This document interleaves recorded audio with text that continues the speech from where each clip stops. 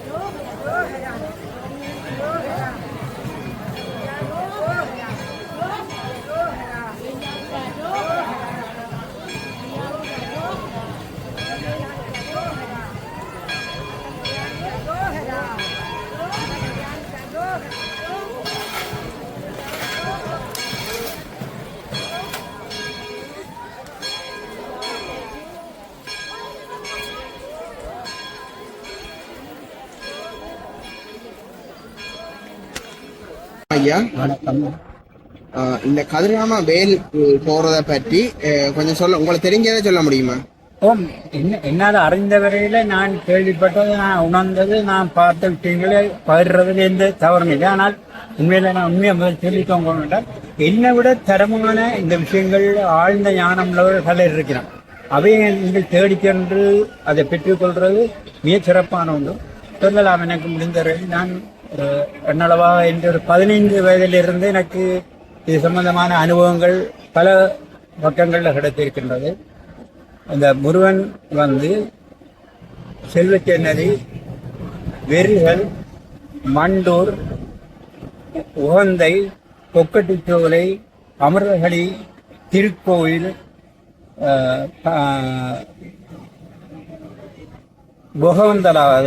பொகவந்தலா என்ற ஒரு இடம் மற்ற மலைநாட்டில் இருக்கு. அதில் கூடாக இந்த காலங்களில் ஏகோபித்த விதமாக எல்லோரும் அதை ஒரே நேரங்களில் ஒவ்வொரு ரூபங்களில் பார்க்கக்கூடிய தரிசனங்கள் கிடைத்ததாக நான் அறிந்தவரையில் பலருடன் நான் இந்த வாழ்க்கையில் ஈடுபட்டிருந்த சந்தித்து கருத்திருக்கின்றேன்.